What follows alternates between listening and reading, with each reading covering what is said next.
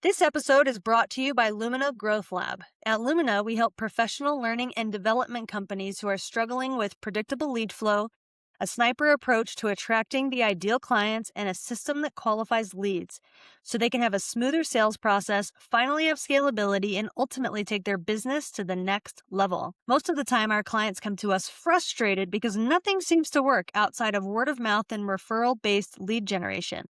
But with the right strategy and support, they're able to confidently add new channels of lead gen, leading to a packed pipeline that creates sustainable revenue and year over year growth for cheaper than ever before because of the use of AI technologies. If that sounds like you or someone you know, connect with me on LinkedIn and I'd be happy to have a conversation with you about unlocking your business's potential. Now, let's dive into today's episode.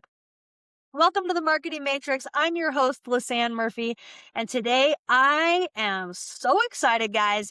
We are doing something super different. We have a panel today. So today I am joined by Rashmi and Suren Kapse. I am so excited for both of them to be on the podcast today. So welcome to both of you.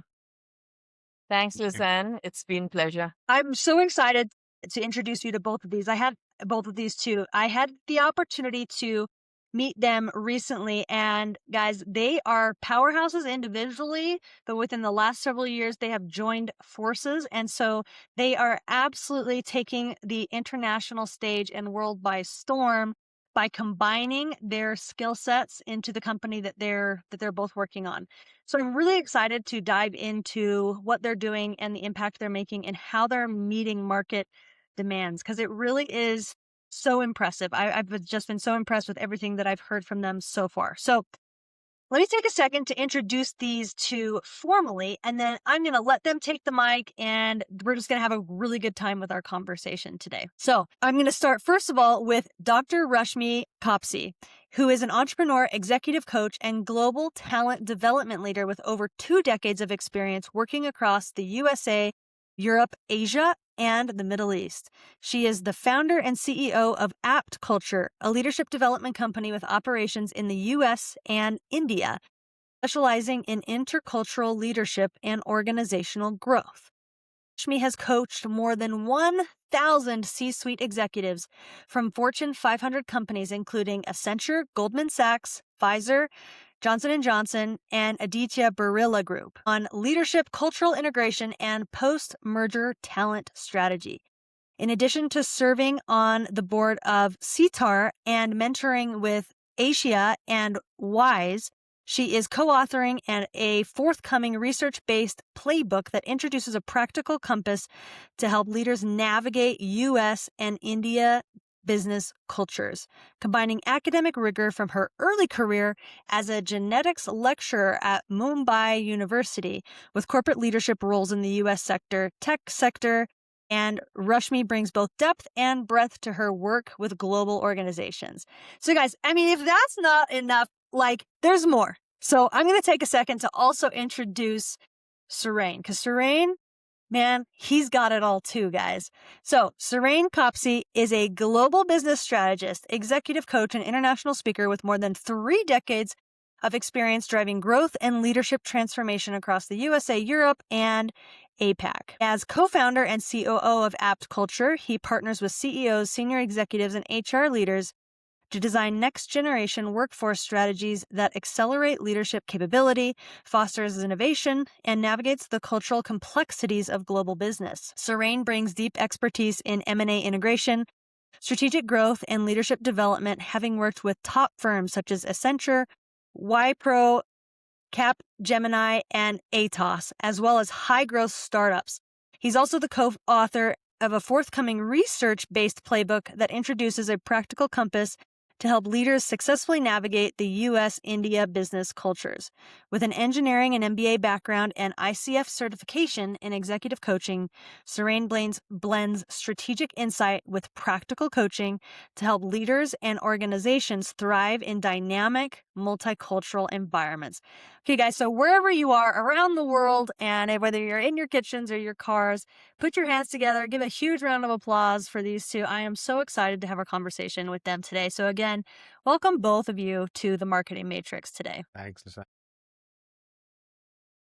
Okay, Thank you. so I would love to hear from, and I heard a little bit of this story from Suren last time, so I'm going to direct this question towards Rashmi. So, Rashmi, I would love to know from your perspective, like, how did you two come together? Like, what was your background and what was the genesis of you guys creating Apt Culture together as a couple? I think I'm gonna have Suren answer this question because he does a really good job of it. So, Okay.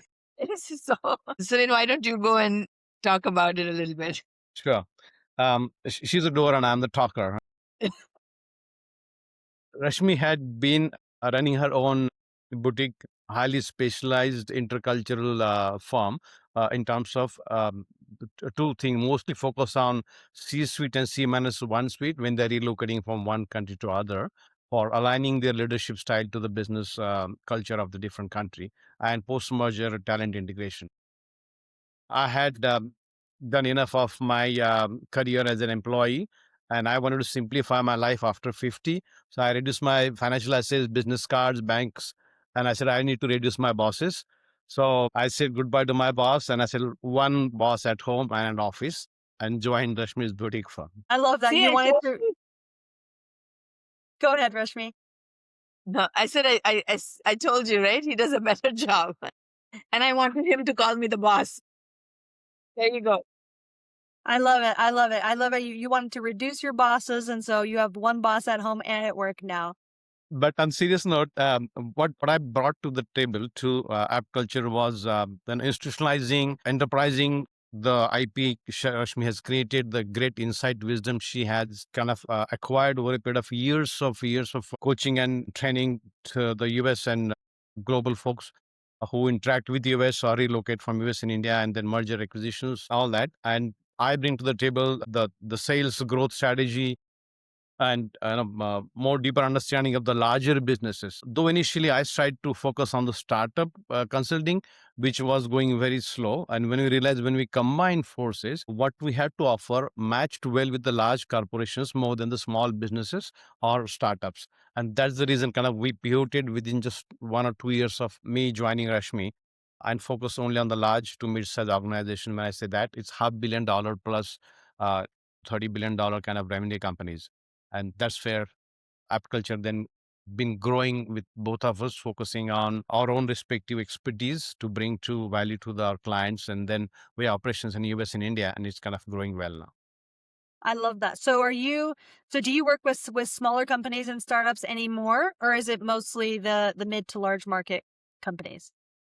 We still do a little bit, the ones that we've worked in the past, but not as much.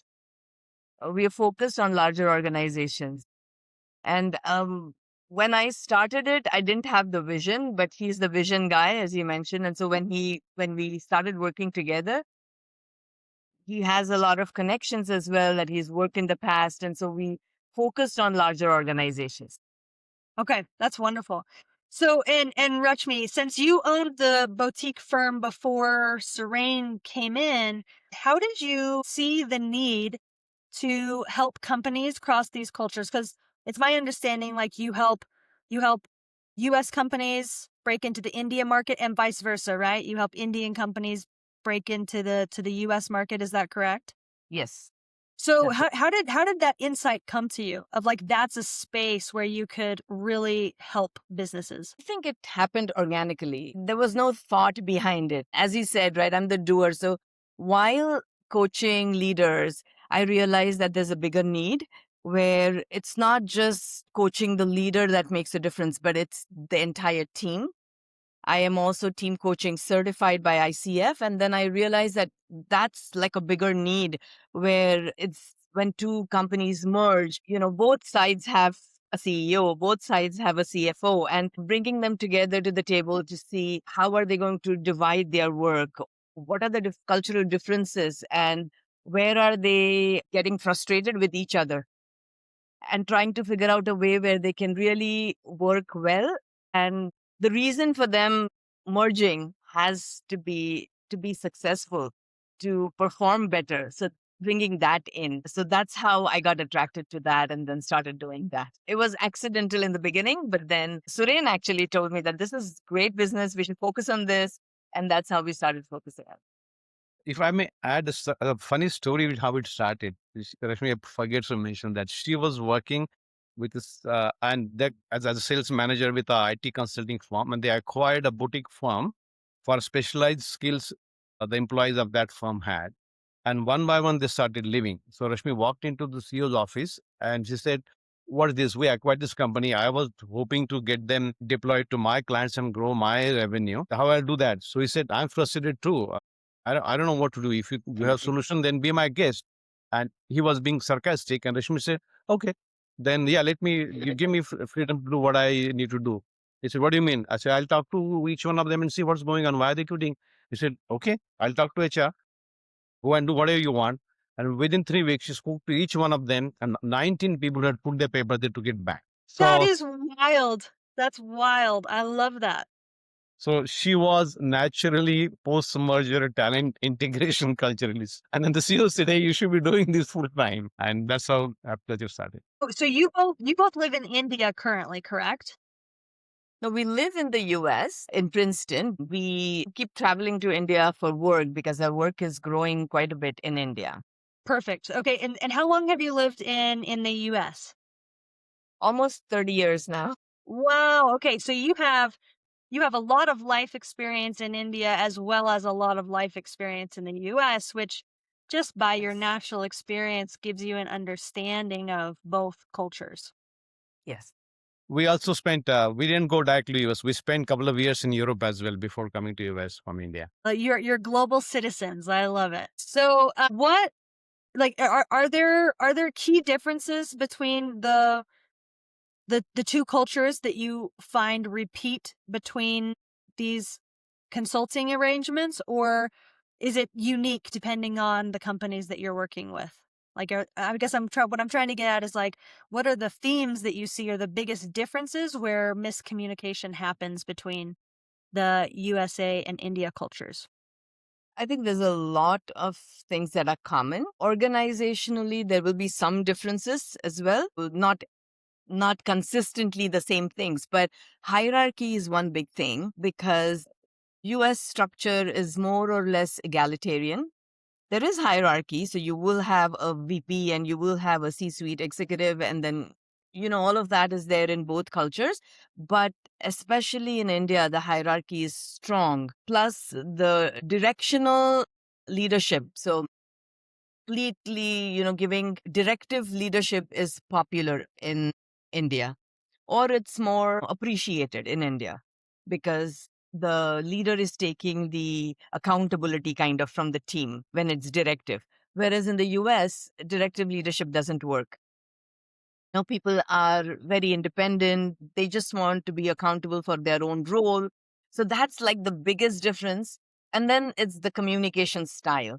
India is pretty much indirect, whereas US is pretty direct. Not as direct as the Germans are, but still direct. So I think that kind of is the reason for miscommunication, I would say. So do you feel like you're almost a mediator? Like, are you sitting in meetings and being like, what he's trying to say is this, or what she's hoping to convey is that, or are you really just kind of explaining the differences and then letting them operate with with the cultural understanding?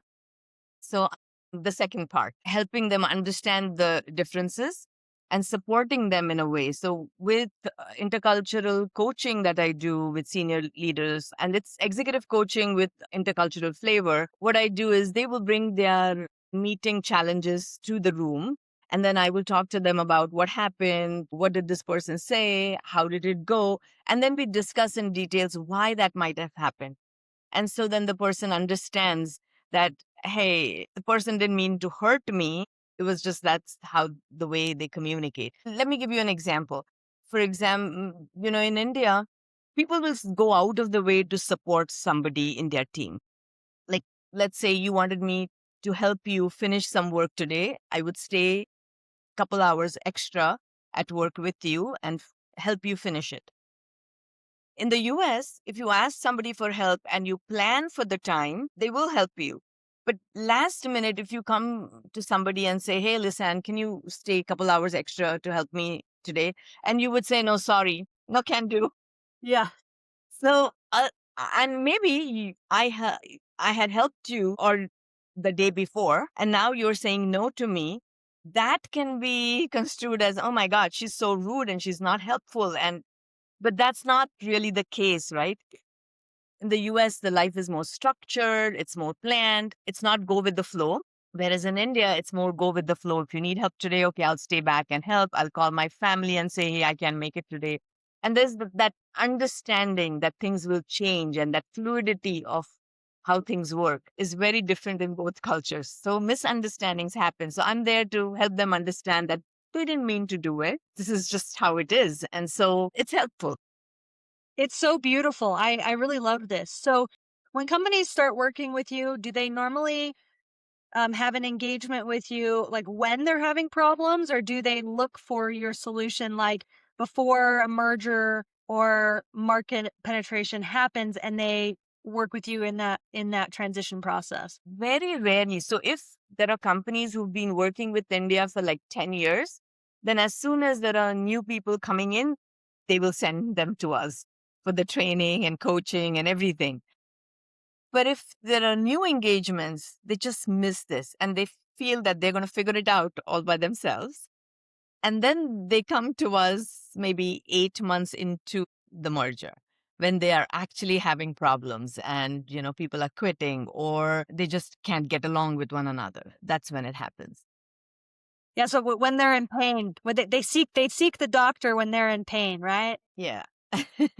It shouldn't be that way, but it is. So Suren, I saw you like nodding your head really vigorously with that. What with you being more focused on you're more focused on the marketing side as well, correct? Is that correct, Suren?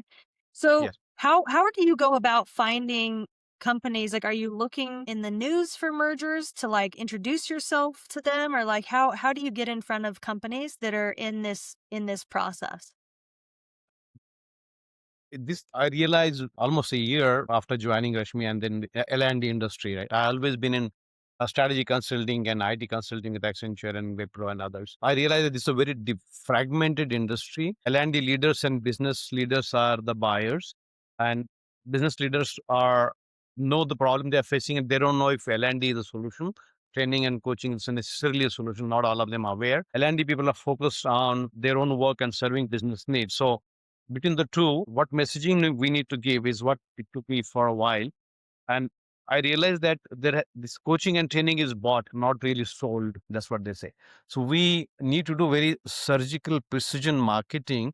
And when there's a match, and as you rightly said, very great question you asked, when do people take outside help? Is when there's a problem. They don't look at us as a yoga guru will help them holistic health, but they'll come to us as a doctor who needs to operate when the person cannot function his day-to-day activities. So we try to sharpen our marketing strategy and reach out to people who have had M&A done in like 6 to 9 months time when they might have problem coming up. But most of the work, Lizanne, we're getting is from people whom Rashmi had coached over last 15, 20 years. They suddenly call after 2 years, 3 years, hey Rashmi, I need your help. And that conversation is magical. Just last week it happened. 10 working days ago, this electronic manufacturing firm, they said, hey Rashmi, can we have a quick call? I need one of my VP to be coached on US India cultural stuff. Rashmi she says, sure. One email, one day after that, the L&D person, this business person, and Rashmi have a call for 30 minutes. 2 days, Rashmi gives them a proposal. 3 days after that, he says, I like the proposal. Uh, I want to choose this option in your proposal for 6 months of coaching for 10 sessions. Give me the pricing. Rashmi gives the pricing. Next day, he says, let's schedule the calls. Let's start the coaching. Payment will be processed in next 3 days' time. That is a kind of zero effort sale practically for us. That is how it happens. We try many other channels to reach out, very low hit rate because the match has to happen. And that's this business about is what my current thinking is. I'm trying to improve on that as we go along. And our book might come very handy. And that's the reason to answer your earlier question, what Rashmi answered with the beautiful example is that we created a 6C campus, which takes up the 64 cultural dimensions. Broadly speaking, we've taken only those top six, which are very different in the US and India business cultural context. If you get that, you got the decoder in your hand as a US person or India person. And you can literally look at every situation that has happened in past or going to come up in your future and prepare yourself very well for that, for a very smooth, very engaging, mutually beneficial interaction every time you deal with each other as a US and Indian person. And you say that there's a book that you created that has those in there. Yes. We will publish it in next few months' time. Where right now the final manuscript is being reviewed as we speak. After this, I have that task to complete for rest of the week. I love it. Rashmi, you look like you were about to say something. Did you want to add something? No, I'm good. I was just saying that the leadership journeys that we do, there's an effort for sales for that, because reaching out to the companies, and I think Suren and his team does that really well. We've been very successful with some large consulting companies, and we do consulting excellence programs with them for preparing the consultants and to go to market for their go to market strategies and all of that. And he does a really phenomenal job. And we've been reaching out to large companies for those, and that's the only way we've been able to do that. It's not through word of mouth. Now it's happening through word of mouth. It's initially Suren had to reach out to multiple companies to get these large views. Yes. For the benefits of audience, I think thanks Rashmi for adding that. So one part was I was focusing on intercultural work to be spread, but the leadership journey, which is more than 50% of our revenue now and growing, is where we uh, customize our leadership journey program and personalize them for a particular cohort, which large organizations hand it over to us to groom them for a next level of leadership role or something different specific they are going to do for a large project or managing a client in Australia or Germany. So that's where the journey we customize it. Now that kind of work happens only through relationship. I'm mostly a relationship person. I'm still in touch with my classmates and teachers where I did my schooling in small village in India. I always made one rule, and I travel very often. Every time I go to any city or town, whether US, India, France, Germany, UK, I write to people and try to meet them for coffee, lunch, or dinner. I never have any of my breakfast and dinner outside my home if I'm not with somebody. Last 3 years since I joined Rashmi, I travel all over and then I just meet people and I just meet them genuinely showing interest into our relationship and what they're doing, how they're doing. They ask me, I share with them. Over a period of time, when they think that I trust Suren and Rashmi, I think they can add value. They come to us for some work or they refer to somebody else.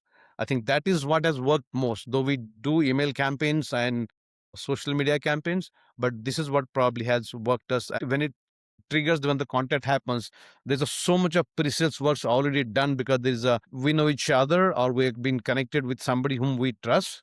So as they say in the coaching and training business, you do business with people whom you know, like, and trust, right? Three things. So that's kind of works for us for overall business growth. I love that. Yeah. Building relationships and honestly staying top of mind. Like I'm sure as you're Yes. going and having these meals with them, they're all of a sudden you're the top of their mind, not just for their business, but I would imagine like their friends, that businesses as well. So as you're talking at dinner, they might be like, "Oh man, like I have a friend who's going through a merger currently. Like, let me introduce you to them or whatever." And so staying top of mind is a really powerful strategy, and being face to face as much as you can is really helpful for doing that. And I'm sure you have different people at different stages in your pipeline in terms of those that you've just met versus those that you have an established relationship, like the example you shared of that deal that you closed last week, where it was very quick because there was already an established relationship with Rashmi and the history that she has had coaching them. Okay, so I'm really curious now. Now this is the most into the relationship we're gonna get. Here's the question. I'm very curious to know what was like the gold that you saw in the other person that you didn't see until you worked together. So like what I mean is like So Rashmi, you had this boutique business, but like what was the gold that you saw in Suren when he came in to work in the business where you're like, oh wow, like I didn't understand how good he was at this and it's added so much to the business. And likewise, Suren, I'd love for you also to answer the question of you watched Rashmi with this boutique business, but then you come in and now you're like, wow, like you're really, really brilliant at this I didn't understand it before we merged our talents. So I'd love for you to each share what you saw that you didn't see before until you were business partners. So Rashmi, you're muted. I said, sure, I'll go first. I think for me, I'm an introvert. Basically, I do the job of an extrovert, but I prefer being on my own. I don't like meeting a lot of people. I enjoy when I'm with them, but I won't seek meetings or anything. I also really am not a salesperson at heart, so I won't go talking about the company or sharing what I've done in the past or my coaches have done in the past or as a company we've done. With Suren has a vision. For me, I only see this much. I'm the operations person, kind of. I don't try to look beyond. Whereas Suren has a vision of 5 years from now. He has that growth mindset, which I do too, but not to the extent that he does. And he's really focused on what we need to be doing. The book, I had started writing the book in 2018, but I'm like, okay, whenever it happens, happens. But with him, it's like, okay, let's get this done. So I think since he and I have very complementary, characteristics, if you will, it's just worked out phenomenally well. And he focuses on all the long term and the sales and all of that, whereas I am doing the day to day thing, which I absolutely love. And I think I absolutely saw that I would have never been able to do or grow the business if it was not for him. I would have just managed my clients and that's it, done with it. Love that. I love that. Thank you for sharing. So then you want to go? Yeah. For me, what I realized more or knew, which I didn't know before we started working together, was that she has always been a great partner, soulmate, friend, lecturer, mother to her friends, friend, very helpful. But she would never share what she wants to know or what she's excited about. She's not extrovert. She wouldn't feel a need to share what she knows or finds interesting. So the few things I didn't know about, and when I started working and I saw her working style, what I realized is that okay, if something has to be done, and that has to be done. Then whatever is required to get that done, she will acquire the skills and do it completely. This reminds me of one story. CNN was interviewing a global guru from India, and he said it was seen in Australia. He said, How do you define yourself? Are you a transformer for the society? Are you a yoga guru? Are you a mentor? You are a visionary?" He said, "I am whatever is required in that situation. I'm nobody. Today, if in US yoga needs to be spread, then I will become a yoga guru. If there's something else needs to be done, I'll be that." And I realized that applies to Rashmi to a great extent. When our first child was born, she said, "I need to be first a mother, then uh, wife of this family, woman of the family, and then my career." She took a break. Every time there was a family event changing, the second child come in, we move from one country to other country. She took a break. She focused on all these priorities, and she again went back to her career. So to give an example, difference between me and her is that if I had to go to our house, to our home in Princeton after a long time, and there's leaves from the fall and then lawn and all that. I say, I'll go and take, okay, let's get me the rake first, let the blower, the rake, then the lawnmower, and then look it out what needs to be done. And I'll find maybe a lost ring there. Rashmi will come and look at it and she will say, okay, this is it. I think maybe this is the area we need to go a little down and just put our hand inside and pick up ring. So she has a way of looking at things in life which is very insightful. She thinks and digests, but doesn't bring up in a surface in a behavior or talking to people. So everybody who meets her, they think that she's very simple next door girl, and if she can run business, then I can do too. Almost every year, two people reach out to her who have no qualification relevant to what she's doing, saying that I also want to become a coach or want to start a company like that. Tell me how to go about that. I said, don't get misled. You can do a lot of great things, but she has become this because of what she has done. You could also become, and believe it or not, do these things. It's not that as easy as it seems to be. She has done. So that's what I I learned love about that. her. She makes it seem easy. I love that. Well, and I love how you both talked about like how complementary your skills are, right? Like how you described like Rashmi is like she gets done what needs to get done. She's very focused and she's able to prioritize very accurately and she it just becomes natural what role she needs to play. And then Serene, you have this vision. You see beyond like right now. And so you're like this yolk of the egg and white of the egg, and together you make the whole egg. It's beautiful. I think it's an amazing dynamic and a wonderful opportunity that you have to learn deeper things about each other by working together professionally as well. So I'm very curious, what are some of your initiatives, goals for 2026? What's Apt Culture up to in the next year? I think first is the book. We want to get the book out. And then, Suren, Yeah. So the second is productizing amazing programs Rashmi has designed and our coaches. We have an amazing team which does the whole activity creation. We customize literally for every program, every cohort. But I think time has come where we need to productize that because the needs are pretty common. On India's side, it is for the leadership journeys for the consulting firms and large manufacturing and pharmaceutical firms. And US side, it will be intercultural products. So we're trying to infuse AI and create hybrid delivery mechanism where people can learn something on their own using the little video clips and then in person or over a call, video call the sessions and make that journey very scalable, easy to consume, but highly personalized with comment and lot more precise, what I call it surgical personalization that's happening because of AI. We will collaborate with one of those tools. And as let's say an executive coach is saying that as an executive who is looking at improving his performance and change, being more empathetic, let's say, or being more adaptive to the changing business needs. Let's say, how does he manage the tariff situation? We will have a monitoring of his email communication, his video call, all that, provided he's okay with that. Analyze that and tell him or her, saying that, well, your goal was this. Currently, you come across like this kind of person, and this is what it has kind of give you the result. These are the areas of improvement for you to do. You were emotionally more involved, more excited here. It gave a negative impression. It seemed that you were not very helpful in this conversation. All that analytics is now easily available with AI. So we are going to leverage that. And we're talking to a couple of companies to see how we can incorporate that in our offering.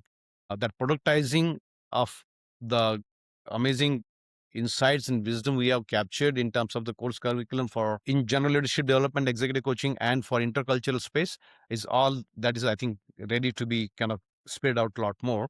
And we'll try to reduce the price point and make it scalable with AI so that it kind of spreads to the more and more people. So that's the kind of plan. And then when this book is successful, we will then come out with a series of book for US, China, US, Japan, India, China, India, Japan, the countries' economies where they need to be more codependent and kind of grow for mutual benefits is where we will bring in our books for them to easily understand each other and do the deals and work together. So that's the vision. I love that. So just so I make sure I'm understanding what you're saying, like, are you planning on using like generative AI so that like AI will help do some of the coaching? Is that what you're talking about? That's right. Yes. That's so cool. I love that. I think that's a brilliant plan, and I'm glad that you brought up AI because I would imagine that AI would be able to help be able to give real-time feedback to people as they're in conversations and almost culturally translate what's going on in a company based on the principles that you program it with. So, I love that. I'm really excited.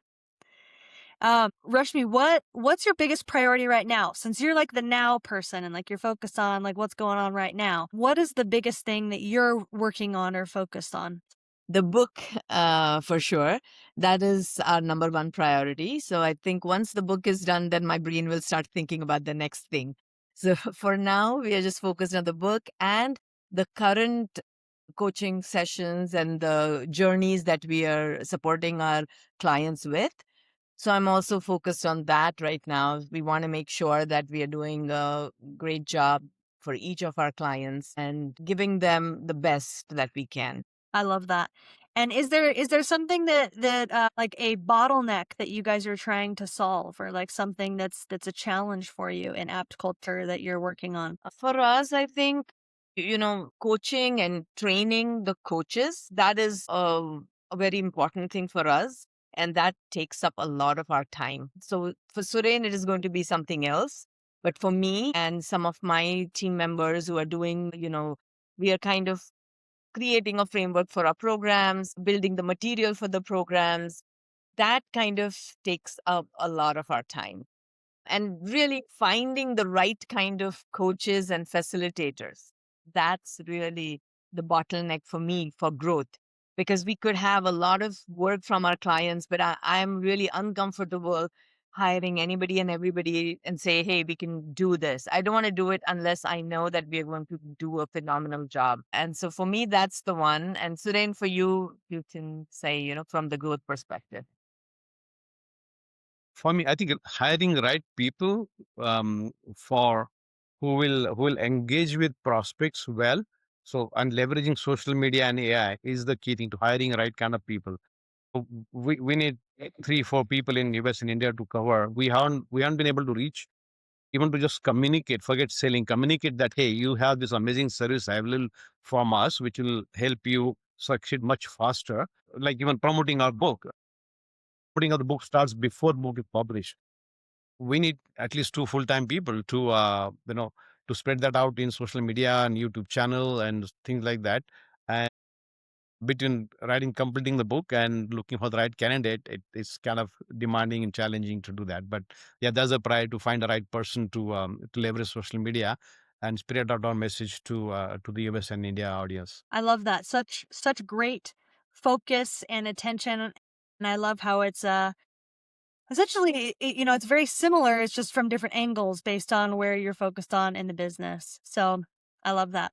Okay, so I'm very curious from a personal level, since you're both in the same business, do you have to intentionally as a couple work on finding time to talk about the business, or do you have to intentionally find time to not talk about the business and you have to say, "Oh, no business talk in this dinner. Like, we need to actually communicate about our other part of our lives, our children, our neighbors, our whatever." I think I'm very good at separating the two. Serena's not. So it's for me, it's the second part that you mentioned. So I'll say, okay, no, sons, this weekend, I don't want to talk at all about business. So if you want to talk about business, just don't talk to me. So I'll have to tell him that, because his mind is constantly with that, what's next? What's next? But since I am, and it's easier for me because I'm not even thinking about the future, right? So for me, I get the work done. I'm done Friday night. I'm not thinking about it on Saturday. But sometimes when we are rolling out, a program, that's when he has to tell me, like, just don't do anything on Sunday at least, stop it. But most of the times it's me telling him that no, no, no business talk. I Do love you that. agree? Yeah.